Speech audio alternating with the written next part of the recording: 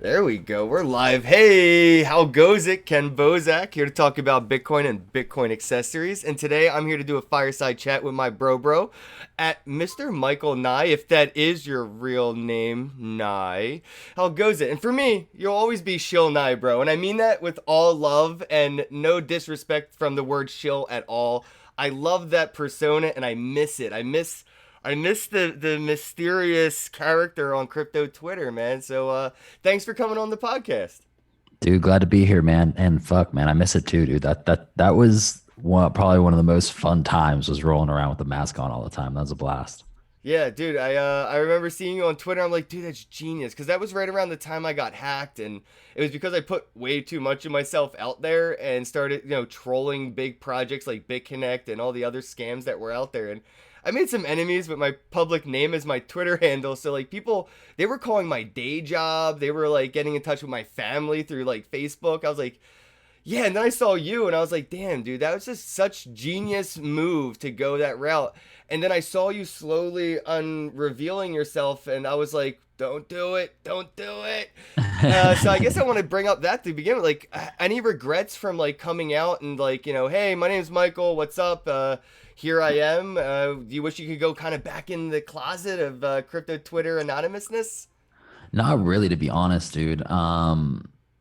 So when I first did the mask thing, like I didn't like plan on it to be like, oh, I need to be anonymous to like protect my like funds or anything like that. Like that wasn't like the reason for it. Like I had literally just gotten out of a tough relationship, just left a whole different community, and I was like, I don't like really want anyone from my past to know like I'm like building a whole new fucking kind of like kind of like reinventing myself. Yeah, Like I yeah, just I leave that just I just social baggage behind. exactly. I was just like, I don't want to deal with that shit right now. I've dealt with it for long enough. I want to be able to like have some space from that and build my own shit. And that's like, and I was kind of like not super confident. I was like a little bit broken from like you get out of a long-term relationship and you're kind of a little like shaky emotionally and like all this stuff. And I also just didn't want like my face to be in front of the camera during that period of time. So I just like threw the mask on and just rocked it. But then as like I gained more confidence, as I stepped kind of deeper into myself, as I stepped deeper into like the industry in terms of who I was meeting, as I was traveling more, it just became more evident. I was like, you know what, like if I'm like really gonna do this, which I really want to, and I am, and like go speak at different events and go really get out there, then I need to have my face out there. I can't just be anonymous the whole time. So that's really the reason I took the mask off.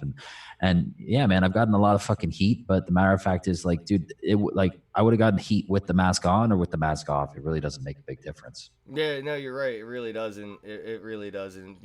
Everyone's gonna have their haters, and I definitely have mine out there, which is funny. It's like I know I kind of like fell into what people would say, and by definition is like success or whatever. I made some money, and I don't really work 9 to 5, but I put some work into this, and I put myself out there, and I risked it all, and I had a day job for like 10 years. I had a career that I was just like, all right, I'm done with that. I'm gonna try this now, and it's working out for me, and it's really shitty to see people that are just like waiting for me to fail.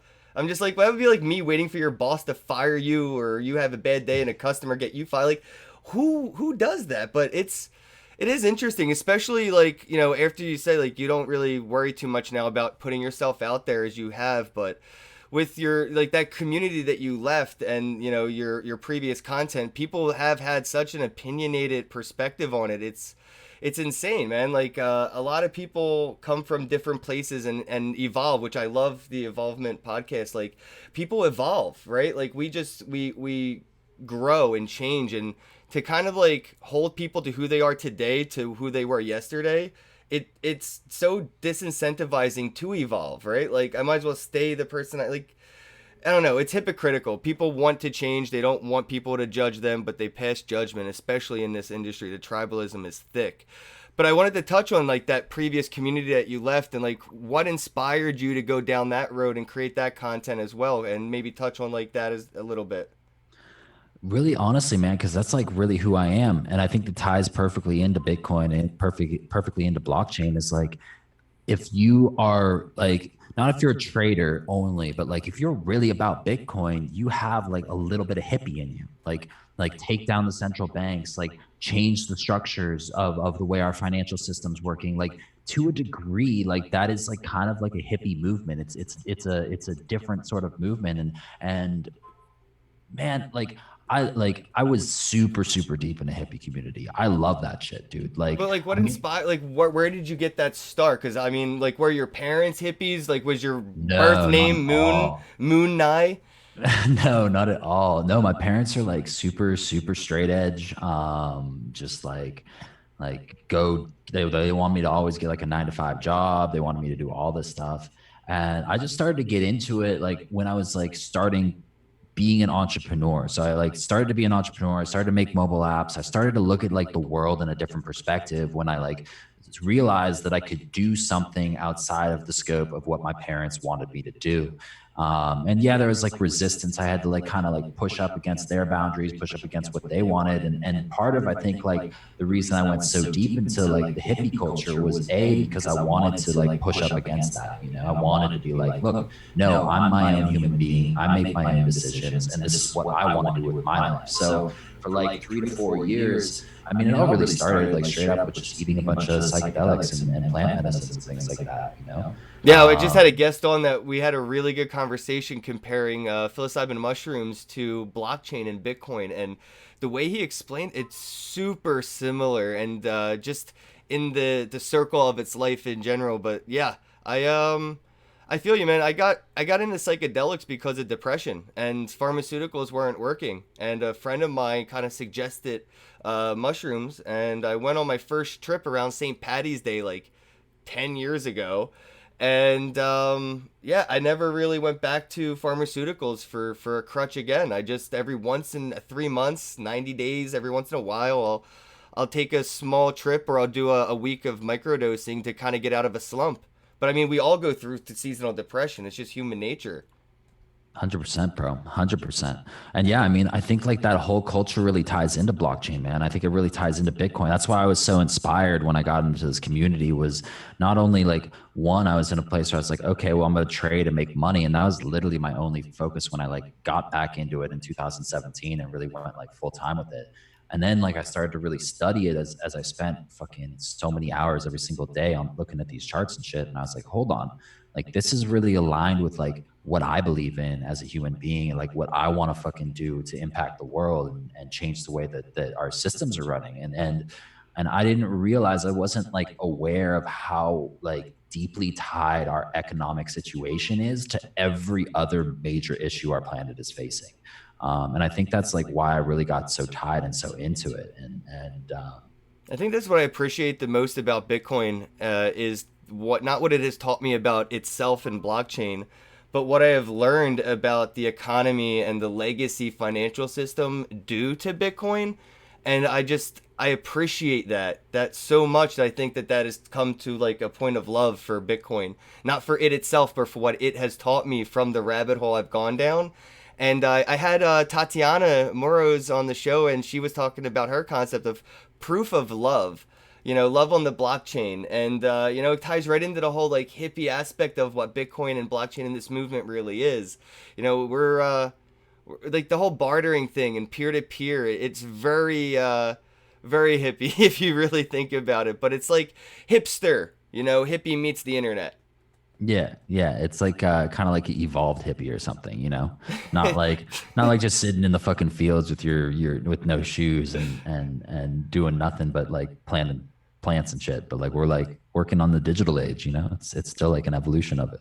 Yeah, yeah, man. I mean, the digital world is a world of its own that needs saving, and there's pollution on physical Earth, but there's a lot of digital pollution out there too that I feel like the hipster community is kind of trying to clean up. Yeah, bro, I dig that. I super dig that. So let's see. I wanted to touch on a little bit of like you said like you got into this space and you were looking at the charts and stuff. Were you ever like a traditional trader? Did you ever trade like stocks and precious metals and stuff, or was like Bitcoin kind of like your first real investment move? I mean, I'd invested a very little bit, like when I first got into college, but like I wouldn't even like call it investing. You know, it was more of me just like, oh, I got a little extra cash. I'm gonna just throw it into this stock and hope it goes up. And like, Had really no fucking clue what I was doing. I'm with you on that, dude. Like literally no fucking clue. So yeah, I would say like in reality, like, yeah, like Bitcoin and like these trading around with these altcoins and shit, they were like the like first like real time I was actually sitting down and being like, how do I move from this to this position, and how do I time it properly and all that shit. What were like some of your most memorable jobs growing up? Because a lot of the people, when they look at you and me and they see people like us and just whatever in crypto, they're like crypto rich or whatever, and the silver spoon. Not really. I saw you had some really interesting jobs growing up, and so did I. And it's funny when people see you in a suit or whatever on stage talking about blockchain. They don't see the hard work that has gone into being a person in this space now. There was a life before blockchain, right? So like, what was your life like before blockchain? What was some of your memorable gigs? Dude, first job was Jamba Juice, bro. I specifically remember. I was like 15 or something like that, 16. I Yeah, but don't even that's where you remember. get all the bitches' numbers, bro. You just put your number on the cup and hand it to her, and just she might call me. Dude, for real, bro. But I was in the back washing dishes, man. They didn't let me in the front. It was bad. It was bad. No, but I worked at a bunch of different restaurants, you know. I think that's like really where I learned like a lot of the different, and I'm super fucking grateful for it, because I think like if I had skipped like doing that, Thanks I for the wouldn't. 420 super chat. Yeah, bro. Like mostly just like kitchens and shit, dude. I worked in an automotive shop as well, and really spent a lot of time in like in the kitchen, either cooking behind the scenes or washing dishes or serving people. Um, yeah, it's just like You my ever get most. fired? Yeah, hell yeah, I got fired. I got fired from a dishwashing job, bro. How do, Because how did you manage that? Bro, I don't even know, man. I was so like I was working, I think it was three jobs at the time actually. Oh So this was shit. my it Okay. was my third job, and I like just show up to this dishwashing job, and like everybody would be like, "Oh, well you got to do all this. You got to stay an extra hour late to like make sure everything's in order and all the cooks had left." And I was like, "Dude, this is some bullshit, you know?" And like literally like I like, "Oh, you know what happened? I cut my fucking finger. It's like there's a big scar on it still, like right there." And I messaged the dude and I was like, "Yo, bro, like I can't make it to work, man. I can't wash dishes." Like it was bad, dude. It was like gnarly. Um and he was just like, no, you have to show up. And I was like, dude, like I have a big ass cut on my finger, I can't wash dishes. Right. And he was just like, no, you have to show up or you're fired. So I didn't show up and he fired me. Pretty sure that's Damn. illegal, but I don't Yeah, know. maybe depends on the state actually, dude. I found out about that working from Philadelphia to New Jersey jobs. New Jersey's like one of those states where they can just say you're fired and give you no right to fire or reason. You're just, hey, we're done with you, bye. But at least Yeah. I get reason in Philly. So like if you would have went to work and not washed the dish, he would have had to fire you so you could collect unemployment because you were at work. But because you didn't show up, technically, legally speaking, it was I didn't show you didn't show up, so you must have quit. Yep. So Yep. yeah, there's legacy. I got fired from a job. I got caught smoking in the bathroom, but it was a boring job, man. Like those the rolls in your paper, the toilet paper, those like paper towel roll tubes. Yeah, yeah, yeah, of course. I worked in a factory for like a year making those tubes from like concrete forms where they would fill it with cement to like make pillars to like cat scratcher things to whatever the toilet paper roll and wrapping paper, and it was just a machine that would just cut it. You'd stack it with a couple fingers and then you wrap it, and that's it for hours. I made $12 an hour doing that. Damn. Right. So it was like killing my brain to do nothing all day but this, wrap a band, this, wrap a band. So I didn't need to use my brain at work. So I just go get stoned in the bathroom. And one day I ran the machine for the wrong material for about 8 hours. So we had a whole day's worth of, let's say, toilet paper tubes instead of wrapping paper tubes. Yeah. I think it was like a $10,000 mistake, so I got fired. Yeah. Goddamn. Yeah, man. So I guess that's my segue into like the whole sobriety thing. There is what caused you to just say I'm done with like the you still party because I partied with you, bro, in Vegas and shit. Like you just you just don't get fucked up. You just don't get tilt, and you still manage to have a damn good time. Like Hell yeah. what if you don't mind me asking, like, what kind of led you to a point where you're like, not just enough's enough, but enough's never. I'm good. I'm done. Yeah, I mean, the fact was like I just gotten to this point in my life where I was just like, you know what? I wasn't where I wanted to be, you know? Like I was like, I don't know, 20, I was probably just 25, like only like a year and a half ago, whatever it was. It was like, yeah, about a year and a half now. And I was just like, you know what? Like I had gone through this whole cycle of, so here's how it actually started, bro. To be honest with you, I haven't told anybody the story publicly, like on the digital medium. But I was in an ayahuasca ceremony. It was like my 20 or 21st ayahuasca ceremony, and I don't know if like anybody listening knows about ayahuasca. But it's like a plant medicine, comes from the Amazon. It's a mix of like an MAOI inhibitor and another plant that has dimethyltryptamine in it. But anyways, I was in this ayahuasca ceremony and I got a very, very clear message that was like, you need to stop smoking, like stop smoking cigarettes. And like, I was like, okay, like, sure. And at this point, like I was at a really hard place in my life. I had been smoking way too many cigarettes, like probably 2 packs a day, just like puffing them down because I was just stressed because all the shit that was going on in my life was going fucking wrong. And so I got out of the ayahuasca ceremony and I literally just ignored the message. I was like, fuck that. Like Mm. literally like the next day I had like middle of the day I was smoking cigarettes again. And I did that for like another 6 months or something, like 6 to 8 months. I just kept smoking, kept like drinking, kept partying, and my life just kept getting worse and worse and worse and worse. And it just got to the point where I was like, I remember it was December 15th, 2017. I had like really like I'd been like obsessed with crypto now for like a few months, like 3, 4 months, something like that. And I was like, you know what? I have a huge fucking opportunity here. And I'm not making good decisions in my crypto trading. I'm not making good decisions in other aspects and other areas of my life. And the only way that I am going to actually have the capacity to change this is if I make a change. And the first change that came to my mind was quit smoking. And when I was like, well, if I'm going to quit smoking, I'm going to quit drinking too, because usually, like for me, drinking is tied to cigarettes. And I really like to smoke a cigarette when I like drink coffee, you know? And if when I smoke weed, I really like to smoke a cigarette after that, you know? So I was just literally like, and like when I'm high, I really like to smoke a cigarette, like whether it's like mushrooms or whatever sort of drug, Right. you know? And I was just like, literally, like, you know what? Fuck this. I'm done with all of it. I'm taking a sobriety break.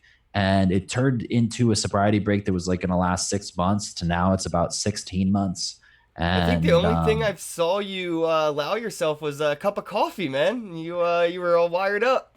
bro, I just started reintroducing coffee into my life like once every week or two. I'll have like a cup of coffee. And shit gets me fucking lit, dude. Dude, It's I like can't. I was on probation for a while, so I couldn't smoke weed for like maybe 3 to 6 months, and so I didn't, obviously, because jail's a lot worse than sobriety. So I just dealt with sobriety for a little bit, and I got off this probation I was on. One of my buddies rolled me up a fatty, and I smoked for the first time in like months. And it was almost like a mushroom trip. Like I started seeing like the TV melt and like I was like, wow, is this what it's like to get stoned? Because I think I'm used to this at this point. Like, I don't appreciate it as much. I'm kind of on this defense myself here with going through a sobrietal moment, but I don't think I'm ready for it. I don't want to do anything I'm not ready for. I've been a yeah, I'm cannabis on consumer for every day for years, and it's just basically part of my regimen. I'm actually on the opposite end of it now, man. I'm actually like at the place where I'm like looking to like reintroduce it into my life, but like in a very healthy and like Mm. conservative manner, you know? Cause like Like Joe I never Rogan like, stoner style, huh? yeah, yeah, I never planned to be like 100% sober for the rest of my life. And I definitely don't think I will be. And I've gotten to the point now where I'm just like, you know, like I can have a glass of champagne here and there. Like, why don't I test that out and see how my body reacts to that, see how my mind reacts to that, things like that. So that's kind of like where I'm at the moment is like, I haven't done it yet. I guess I kind of did with coffee. Coffee was kind of like the first start, you know, like literally I like overdosed on coffee the first day. I drank like a fucking big ass fucking latte and just like went ham. And now I'm like starting to realize, okay, I can only have like a solid, like really clean cup of coffee, not some fucking Starbucks latte bullshit with all that sugar. Like just like a really clean cup of coffee once a week, maybe most likely more like 2 times a week. And my mind and my body can like healthily, like can react to that health in a healthy way. You're not vegan, Uh, are you? nah, man, I tried that for like, I want to say like 4 months, but shit's just weird, bro. I don't believe in veganism, man. I tried it. Not vegan. What's the other one now that I can't think of it? Wow.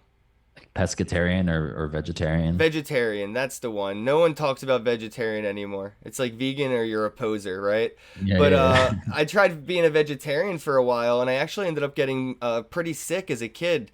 I was in middle school. I think I was like 12 years old, and I was just like, "Yo, like I wouldn't want to be eaten. I'm not going to eat somebody else, cow or not, right? Like that's not cool. Just because they don't look like people doesn't make it a person." Right. So yeah. I didn't eat meat for like months, man. I ended up getting a protein deficiency because I wasn't supplementing with like soy protein or any kind of protein. I was just like, just not having it in my diet. I was getting really sick, and my parents really Yeah. weren't paying attention to my diet at the time. And then a couple months later, Thanksgiving rolls around, and I had some turkey, and I ended up having to go to the hospital because the meat fucked my stomach up because it wasn't used to having it for so long. Damn. Yeah, dude, like vegetarianism almost killed me. So Yeah, that's I'm just all in wow. on meat now. Yeah, 100%, dude. And veganism's hard, bro. It's not even just like I was trying to do it while I was working in restaurants and shit, like while everybody's cooking meat in front of me, and literally while I was like working 2 jobs. So fucking I worked almost like 6 days a week every week, and sometimes 7 days a week. So it's not like when you're a vegan, like people don't understand, like you literally have to cook every meal yourself. Like you Yep. can't just like go out and eat food. Like you have to fucking cook every meal if you're like really serious about it. And I tried to be really serious about it for like 3 4 months, and I don't know, bro. It just ain't for me. Like respect to anybody that does it, but I don't know. I just don't believe in it. Yeah, I mean, it's also an extra expense too in lifestyle. The way Oh society yeah. has been built for the masses, it's not sustainable in that direction. So, unfortunately, yeah, a salad from Salad Works is $10, and a quarter pounder is only $3. So, yeah, I'm gonna go with that. I'm gonna save my satoshis, and I'm gonna go with the flow of society. And when I can afford to eat right, I will. My brother was actually just giving me shit. I moved in with my brother about a month ago. He mentioned this to me. He's like, I don't think I've seen you eat a single fruit or vegetable since you moved in here. I never really thought about it, but I was like, aren't gummy bears fruit flavored? Like, leave me alone. But yeah, I got to start paying attention to my diet more now and things because it's starting to get away from me. And I think it is because, I stay a little bit foggy minded when I wake and bake and I drink and I indulge, and nicotine does not help me sleep. I know it's not a cigarette, it's no better or worse, but I know the nicotine keeps me up at night and stuff. So I'm starting to get aware of how the substances affect me and how I react, and I'm trying to convince myself to kind of control the urges, but I'm so personally like programmed to just indulge, it's hard to break the habit. Yeah, I mean that's literally why I went sober, was because I had pretty much lost awareness of how these things were affecting me. Like I had literally filled my mind and my body up with so much of it that like I couldn't tell like which was triggering which Yep. effect in my reality and in my experience. And if I didn't have control of that, then there's no like boundary for me to say I've done too much of it or I haven't done enough of it. Right. So that's literally why like it was kind of like like the sobriety was kind of like a reset on the way that I utilize these substances and how I can utilize them. And this is like when you just started getting into like the traveling and speaking on stages. I remember running into you at Vegas for Block Show with Digital Lawrence, and I was just like, I know those eyebrows. That's Shilnai. It's fucking hilarious, bro. I So love like, it. how was that process like for you to like step out into the light, and like where did you get your start? How did you get that start, right? Like how did you become the guy who's out and about in Asia and Europe and just traveling the world speaking at conferences? Like where was that start point for you? Who helped you out, or like where did you get your start? Like if somebody's listening and they're like, yo dude, I want to start my own involvement podcast, I want to kind of get on stage and talk about crypto, how did Nye do that? Well, first off, you just gotta fucking do it, right? Like there's like the thing about that I've found about life, which is like really, really interesting to me, is that there's never a set guidelines that works for everyone. And like everybody's always trying to make a set guidelines for everybody. That's I think what the problem with This life is what is. Nye does, so that's what I should do. It worked for him. It should work Exactly. for me. It's like the Ty Lopez thing, right? Oh Like Ty fuck Lopez is yes. like I like follow these like specific steps, and no hate on Ty. You know, some people become very successful off of what he teaches, but I don't think it's how life works. I don't think you can Right. create a model for life that fits for everyone. But for example, like what I did was I just kept putting myself out there. So it really started with Twitter. You know, I just kept putting myself out there, kept sharing more about who I am as a person, about what I want to create, about my thoughts about the industry, about my opinions. People just started to notice. And then I was in San Francisco and I met these two really fucking fun and awesome girls, Monica and Britt. Shout out to Monica and Britt if any either of them are watching. And they were just fun. They were just hella fun. We were just like laughing all the fucking time, like having a good time. And they were just like, "Hey, why don't you come to Asia with us?" And like, I'm 100% sure that they were like kidding, right? You know, like they were just like, "Why don't you like as a joke, like why don't you come to Asia? We're all going to Asia." And I was like, "Okay, I'll go to Asia." And I really don't think they expected that, right? That's Um, awesome. yeah, dude, it was hilarious. So I'm in Asia with these two girls. When was Uh, this? Around what time?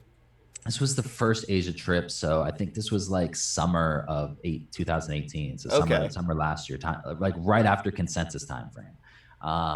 And when I was in Asia, I just realized that like all the people that I was meeting at these conferences were like Neo, Ontology, like all of these Asian companies. Like for example, first night I was in Korea. My good friend now, his name's Heslin, came up to me and we were talking, and I was like, "So do you live here?" He's like, "I've lived here for the last like 5+ years." And I was like, "So let me ask you this: what do Koreans think about ICX Icon?" And he's like, "Oh, they don't give a fuck about Icon. They care about Ethereum and the American projects." And that in that moment, I realized there was a huge disconnect between what America and the Western world thought was going on and what Asia had going on. You know, because like at that time, like Icon was the biggest thing to everyone on Twitter. Everyone on Twitter was like, "Icon's the next Ethereum. Every Korean's They had a buying it cool up." logo. Oh, it is sick logo, dude. Sick logo for sure. And I'm sure they're doing some cool things, but like it wasn't like it was hyped out of this world in America.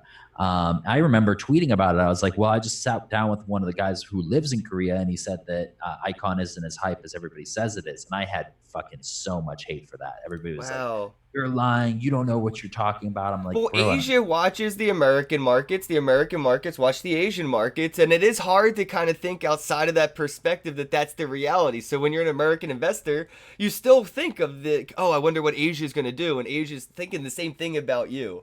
100%. And that's like, and I think that's just what I did well is I just realized that as an opportunity. You know, like I saw that as something different than everybody else was doing. Everybody else, and no hate to anybody else, but everybody else was posting charts on Twitter about coins and talking about market movements, about this and that. And I was like, It's how boring.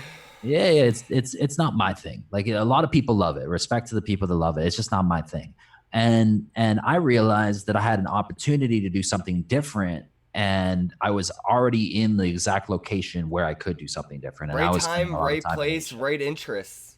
Exactly, bro. Exactly. So like, I mean, back to your original question, like what can people do? You just do something. First you do something and then you realize how you can make that something different than everybody else is doing. Right. Yeah, because do it your own way. That's how it's different from everybody else. Like, sort of kind of how I do me. Everybody I know, like, it's crazy. Like, it was a big funny joke last year was Bitcoin's in a bubble, and all the podcasters I know would be like, no, Bitcoin podcasts are in a bubble, which is the facts. Like everybody I know, but that's good.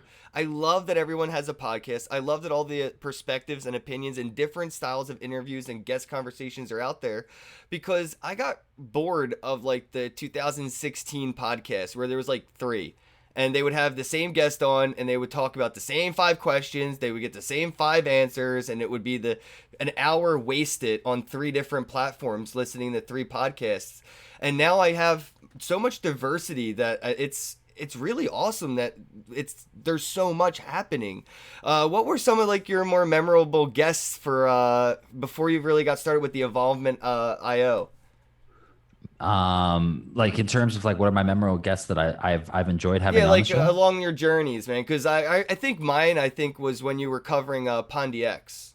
Yeah, dude, Pundi X is yeah, Is that, I always say it wrong. All right, is it I Pundi or don't know. Pond I Pundi? don't know if it's Pundi or Pandi. I always say it Pundi.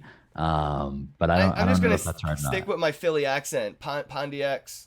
Yeah, yeah, stick with that. No, I like them a lot. Like a bunch of people are like, "Oh, you've been talking so much about this coin." Like, it ain't even about the coin, bro. Like, I like the fact that they built that blockchain phone. Like, being able to hold. I think I held like the third blockchain phone or the fourth blockchain phone that they created. It's fucking sick.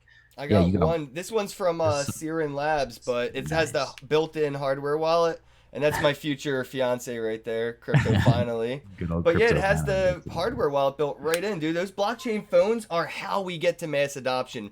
Period. And I love that they started the momentum. Yeah, 100%, 100%. They've been on some fucking cool shit, Their and cards are cool as hell. yeah, their cards are. Dude, I have one of them. Dude, Where's the? I stole mine from Consensus last year. Right here. Hold on, I gotta cover the number because I don't want anybody to steal my info. But look at this, dude. I went on stage and stole this from their on-stage demonstration. That's So I hilarious, have bro. the black card and I have the security card. So I can actually use these cards now. Yeah, they Oh, just you they got your own? yeah they hooked me up with the Nye one recently. It's fucking dope. I fucking love it. So how, like, explain Um, to people how that would work in Asia. Like, you got to actually use that. So like, what was that process like? yeah, it's interesting. So they got a bunch of shops specifically in Hong Kong and Singapore that I know of. I'm sure they have a lot more in other cities. So those are the only two places I've used it. Um, It's literally just a payment processor. Like it's the same fucking thing. As long as you have funds on there, so you got to upload your Pundi X or your Bitcoin or whatever it is onto the card. As long as you have shit on the card, you can go there and you just tap it and pay. I Just just same. noticed that it doesn't have Visa, American Express, or any other partner. It's Pondi's point of sale system with Pondi card. Yep. Yep. Yep. And that's like I'm honestly like that's one of the things I was actually wary about when I first like got introduced to them. I was like, well, why wouldn't you integrate it with Visa and MasterCard? But then once they released the phone, I was like, oh shit, they're creating a whole Yup. ecosystem. They're not just creating a point of sales device. And They're people like don't doing realize that Apple's doing that now after Pondi already started that whole movement. Like they are already building that ecosystem, and that's what I saw when Apple released theirs. Is Pondi already did this? They got their phone, they yeah, got their card, they got the crypto, they got their own currency. Next yeah. thing, Apple Coin's coming. It's coming. Yeah, 100%, 100%. Apple Coin's coming. Pundi X will keep doing cool shit. I'm sure they're gonna have like some like crazy other shit that they have planned. I already know it. So Well, what are I some gotta of the other projects that you're excited for right now in 2019? Because we're kind of through the year of vaporware. We've come and we've seen things come and go and raise money to come up with excuses to why they'll never exist in the form of slow exits to the form of quick, just pop, poof, they're gone. But we now, after this past year, we have some cream of the crop projects that have been around, which have legacy, that are actually doing things. I'm just wondering, what are some of the projects that get you excited for like the mass adoption movement? for the mass adoption Yeah, movement. not so much investing, right? We're not saying go Yeah, all in on these fucking projects, guys. I'm yeah, saying yeah, like of these projects course. are why going all in will make sense. So it's not even about well, I guess it is kind of about mass adoption. I like Decred, man, and I know you got the Decred tattoo. Shout out Decred. I never really understood like why everybody was so bullish about Decred. I was like, okay, like cool. I just don't get it, and then I sat down with Marco actually on my podcast, and Marco he laid it. Pierboom's a genius, bro. Yeah, and he was a good friend for a while before, and I was like, oh, cool, you got Decred. That's awesome, man. I like your jackets. You got some cool jackets. But I was never like really like, oh, I get it. And then I sat down with him on the podcast, and I had like obviously before the podcast, I have to do my own research. And I was like, ask him these questions, and it just finally clicked. Once he shared like the consensus mechanisms and the treasury, how that all works. Like I was like, oh, this is really really fucking cool, actually. Like this is, I keep uh, telling them they got to change their slogan to "Can't fork this." Nah, nah, nah, nah. I love that. It's hilarious. Yeah, dude, not a lot of people pay respect to projects like Decred or other projects that are like really doing things but not shilling themselves heavily. And I think Waves is another project and platform that's really underappreciated, but it's because they don't shill themselves. So it's not something that you can pump and dump. Yeah, and I also think like my perspective on these things, whether it's traveling to Asia, whether it's creating a podcast, whether it's making an investments in coins or whatever, like my like I think I do it like differently than a lot of people. You know, I think a lot of people are really thinking about the short term. You know, I think that's why people don't make podcasts. You Right. know, Well, when I saw you do that's why. yours in alt space, I knew you had the long term picture in mind, bro. I see you're like we're all playing 2, 3 moves ahead of the game, thinking we're doing, and that alt space meetup, bro. That's next level. Like straight up Yeah, respect to that. Like just thought of process, execution of concept. I think that's where podcasts need to start going, and you're already there, dude. So like real shit, alt space, evolvement.io podcast and augmented reality is I'm saying it now, like you're gonna see this whole movement of podcasts are gonna go to that environment where they're gonna have their audience that listen to the podcast in the audience right there while they're on this stage. Like it's all like, dude, like congrats, man. Like what inspired that though? dude, surprisingly, like my business partner inspired it. I think you met Z recently, Yep. Neko Z on Twitter. He's the fucking homie. You know, I've known Z for like a little bit over 2 years now, or something like that. And we just became business partners maybe 3 or 4 months ago, when we had traveled to Hong Kong together. And he's like, I want to get more into the community scene. And then after Hong Kong, I was like, dude, you're really good at all the shit that I'm not good at. Like, why don't you come and help me with this? And he did. But anyways, he came up with the idea. He was like, dude, we should do shit in VR.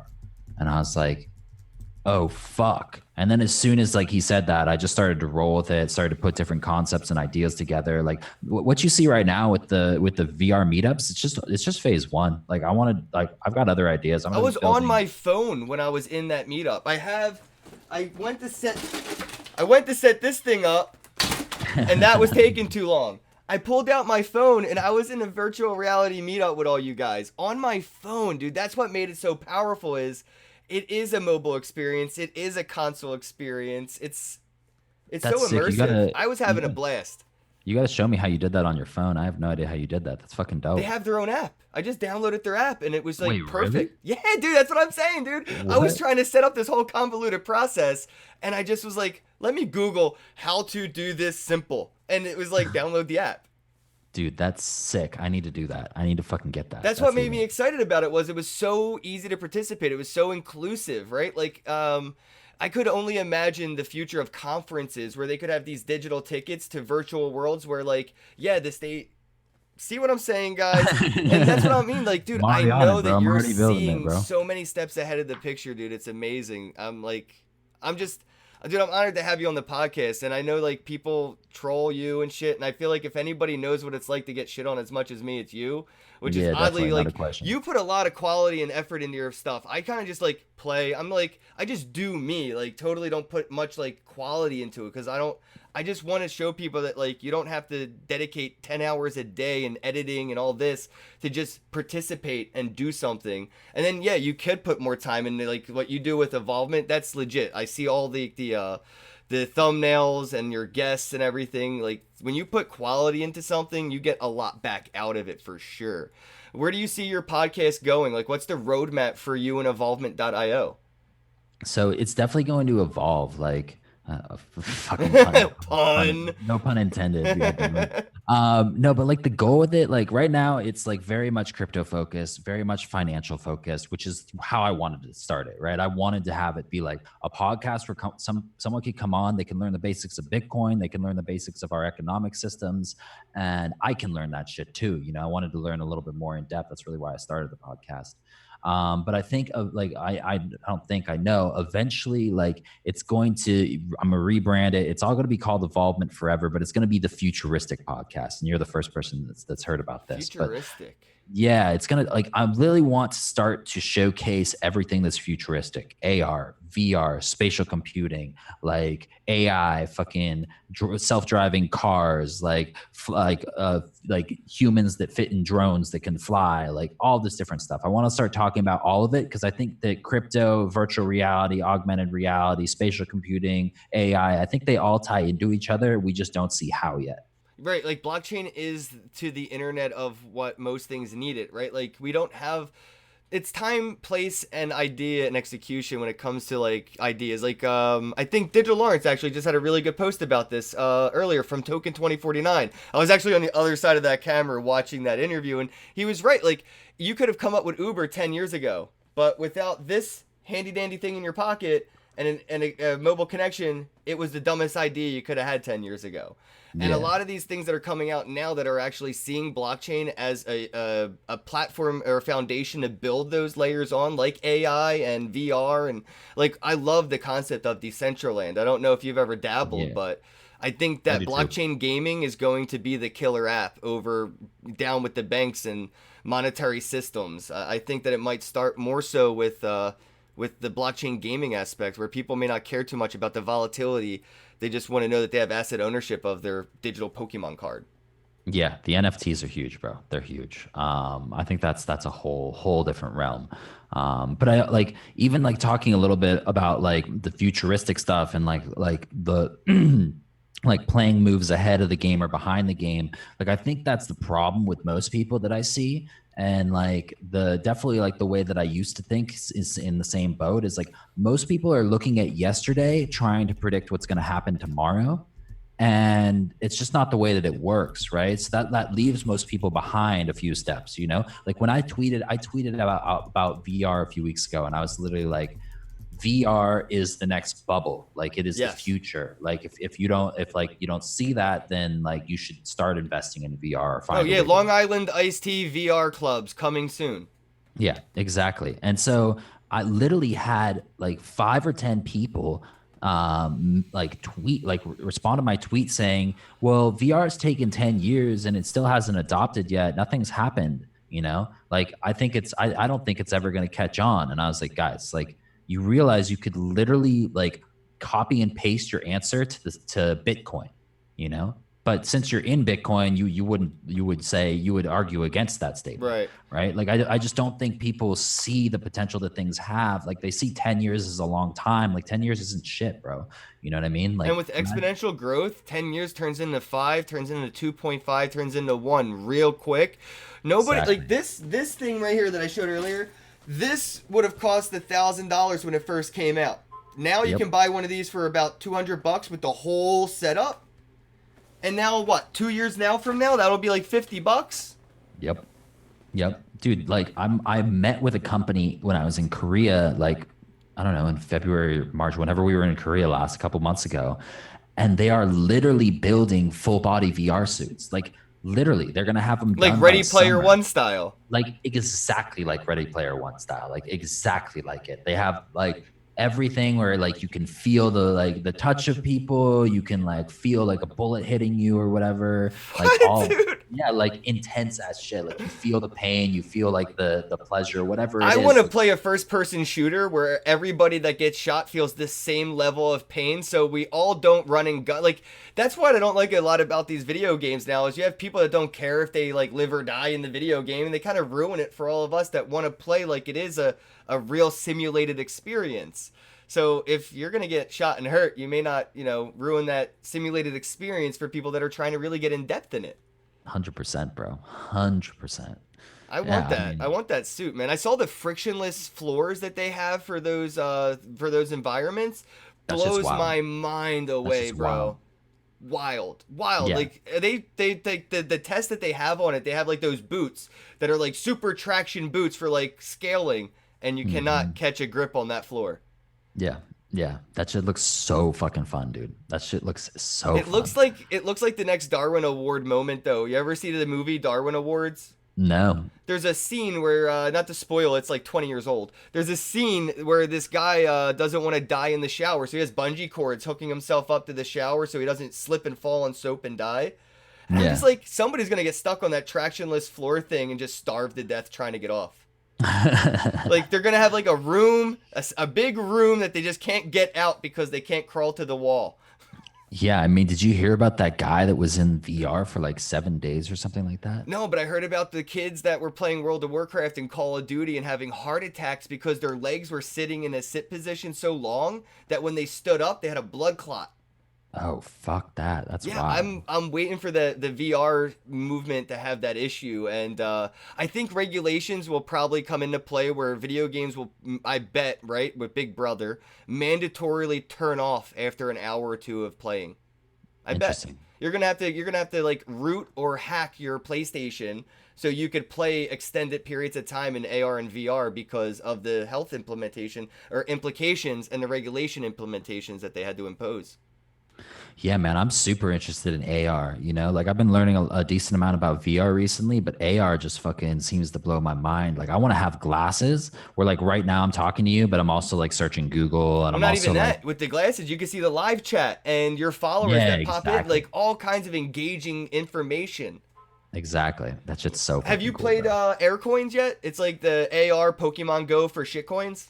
I haven't. I've seen people tweeting at me about it. I haven't played it yet. I play it like every day. I walk to the store, I go outside, like it's just like one of those things you just like pop open to see what kind of like fun shitcoin you can collect, and like every once in a while I'll get something cool like Rapids or Apollo or whatever, and they have like more and more partners coming out, but I think it's interesting for like the NFT though. I want to see crypto kitties or like these neon district for coin artists, those little like characters spread out around like consensus. So now when I go to consensus, I open up this app and I can go to your booth and I can collect one of those, Pokemon Go coin things. I mean, consensus needs all that. They need the NFTs like built in via AR. That's a sick idea. I never thought of that, bro. That's a genius idea.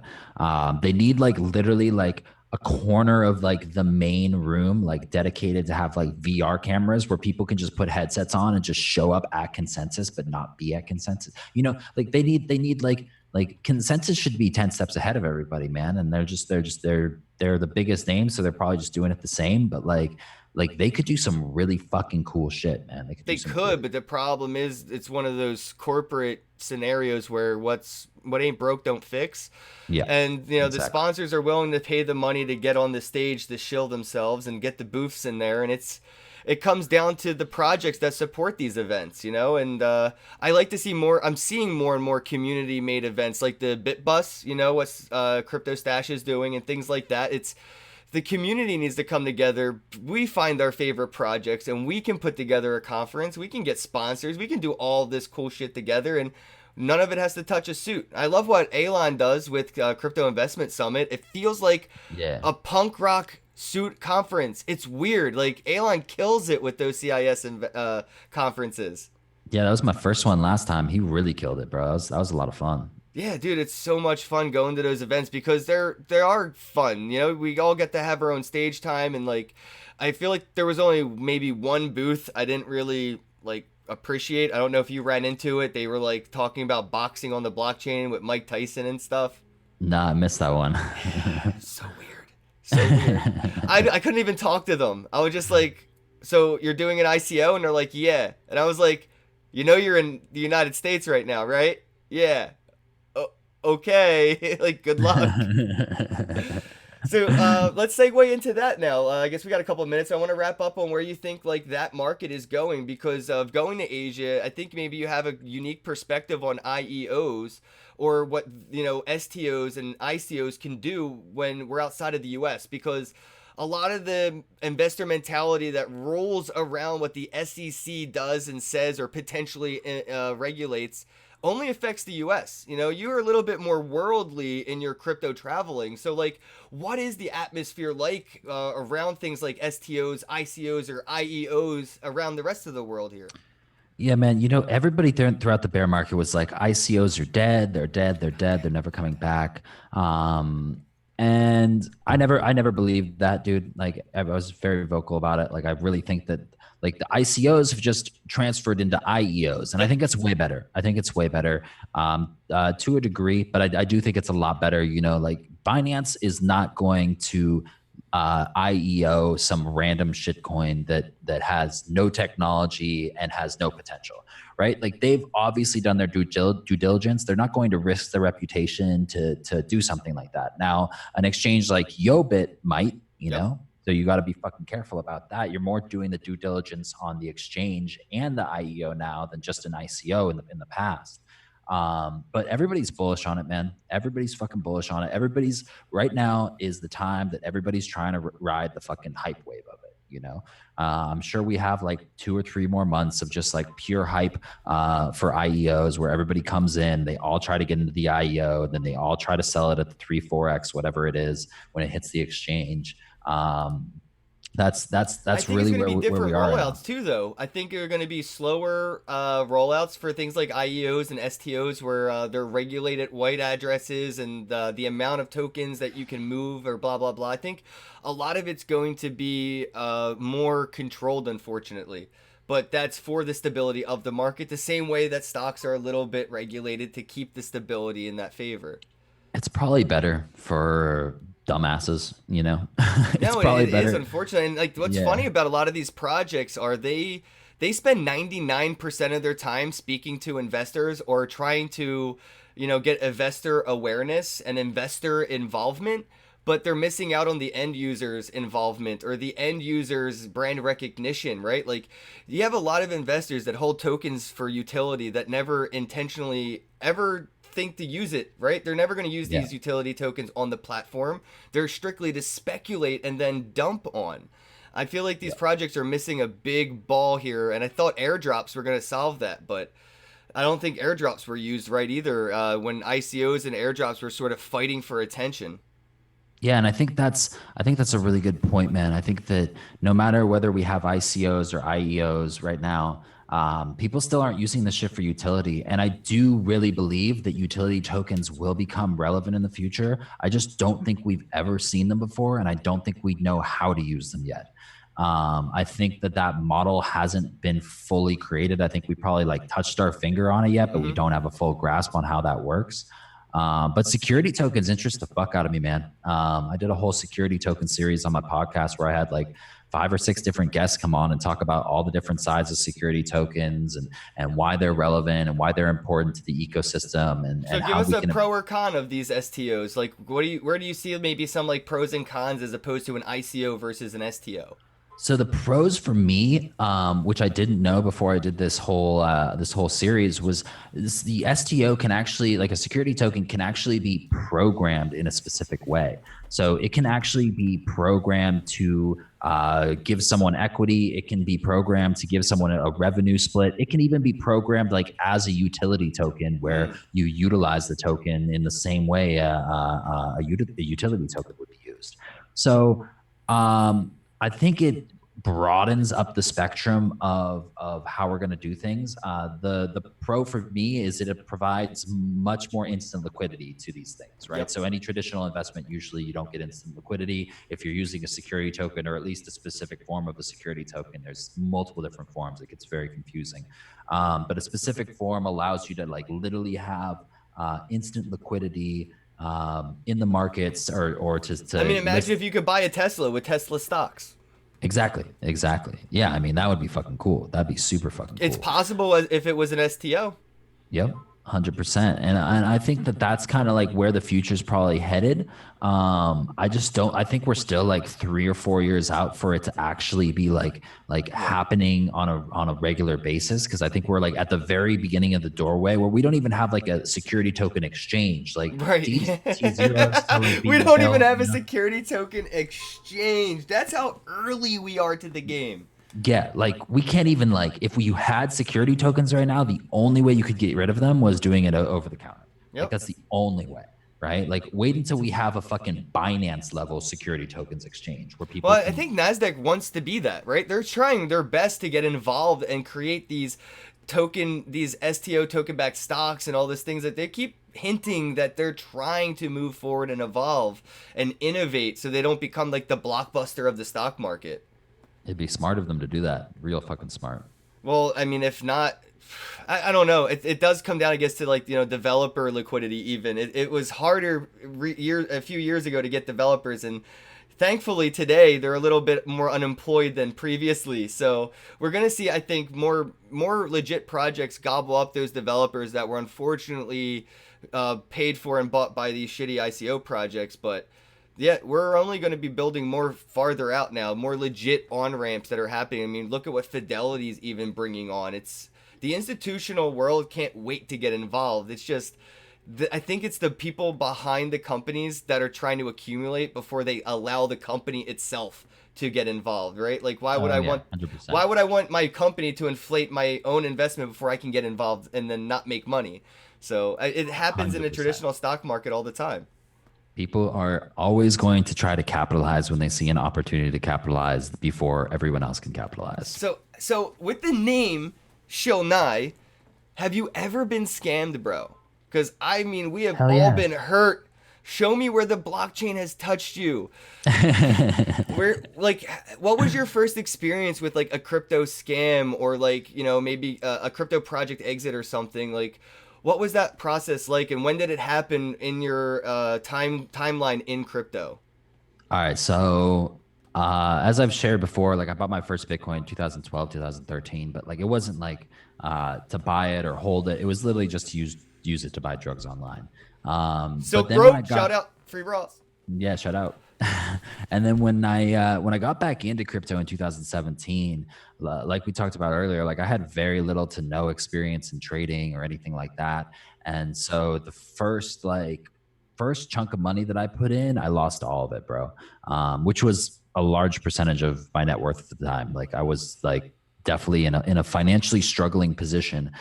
So I put all this money in, and the first real scam that I got was I got pumped and dumped on via one of the Tika, the Palm Beach Confidential. Oh, I remember Palm Beach. Yeah. Yeah. So Palm Beach Confidential had this little news report, and they'd release like a coin, and then it'd usually go like a 3 to 5x, like in a week after Yep. that, or in a very short period of time after that. And so one email he wrote, he was like, pot coins are the future, you know? And so I was like, oh fuck, it's pot coin. And I was such a fucking noob, bro. I literally went in and I just FOMO'd into pot coin, like, and it already pumped like 60%, you know? So it pumps from all the way up to 90, 120%. And I was like, oh, should I sell? And I tried to sell, but I was on my fucking phone. Oh. And yeah, and then it crashed and I sold it like at the very, very bottom. Lost a lot of money. On Um, Potcoin? on Potcoin, lost a lot of money. That breaks my And heart. I'm sorry to hear um, that. it was harsh, man. It was brutal because like I had just like started to make money in the markets. My buddy was teaching me how to trade. I was just starting to do well by like taking a structured approach. And this was like the one approach where I was just like, fuck it, I'm gonna make a lot of money really quickly. It didn't work, obviously.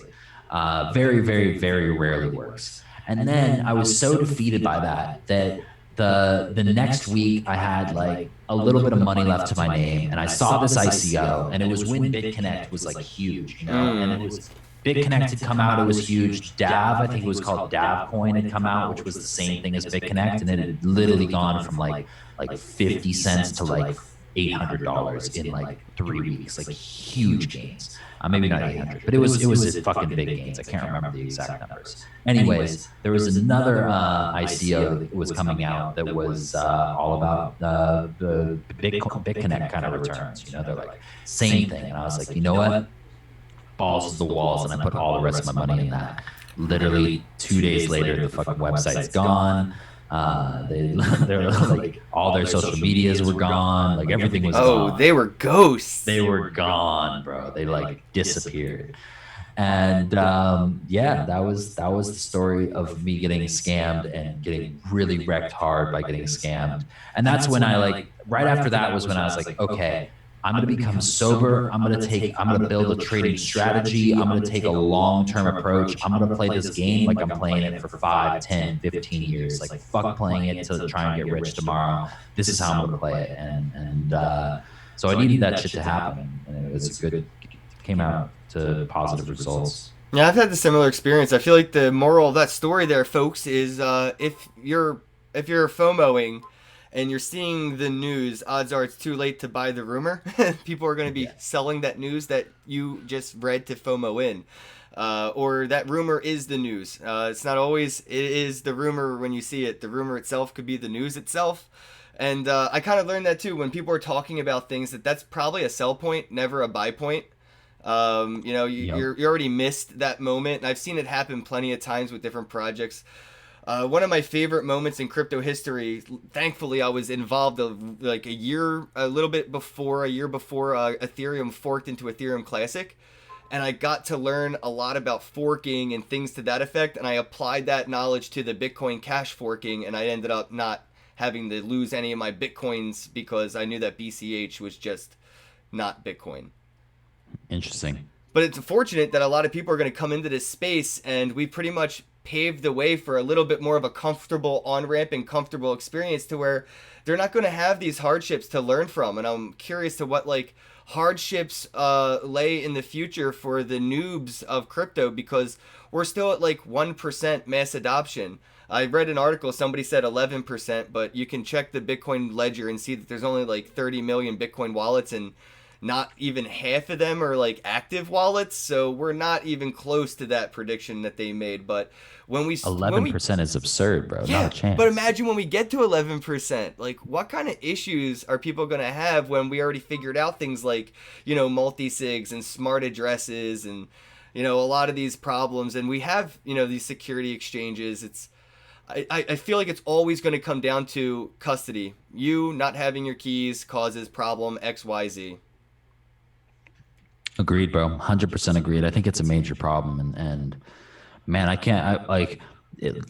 We've gotten to the point now where it's so much easier to use these wallets and all of these things compared to when I tried to use a wallet in 2012 or 13. Whenever I bought that first Bitcoin, bro, I had no fucking idea what was going Oh, I bet it was hard, man. When I on. I had bought my to first one, it was on Coinbase and it was still a pain in the ass. Yeah, bro. I had to use I had to call my technical buddy. I was like, bro, can you just like mine some Bitcoin or some shit for me? And, like, I'll pay you. Like I'll do whatever. And he helped me out. He was the reason I was able to get that shit all organized. But yeah, we've gotten to the point now where you can just download a fucking Coinbase, or you can download Trust Wallet or whatever you want to use on your phone and pretty much store crypto like relatively The safely. future of that is those apps are dead, and all phones like this Finny phone will just have a hardware wallet built right into the damn phone real soon. And that makes like what Samsung, what they're doing with their SDK and engine, and everybody's working with like Unity and Real 3D.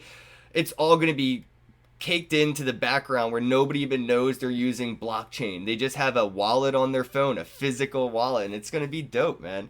I want to wrap things up because I don't want to take up too much of your time. Let everybody know where they can find you and keep up with you and what you're up to. Like, if you have any upcoming information about involvement or alt space, or I know you do a lot. Yeah, man. So you can find me on Twitter at Mr. Michael Nye. Pretty much everything runs through there in terms of information or updates. Podcast is at evolvement.io. We're currently working on a Venezuela series. So talking about what's going on in Venezuela. It's pretty interesting, pretty heartbreaking, but pretty interesting as well. And finally, VR meetups every Thursday, 5 p.m. PST. Nice. It's how we get down with it. Just look on my Twitter. You'll see me posting about it. Yo, telling you, Nye's making Thursday nights great again. Go check it out at Alt Space, all right? And yo, much appreciated, Shill Nye. Appreciate your time, bro. And until next time, have a day. Yeah, brother. I'll see you in New York.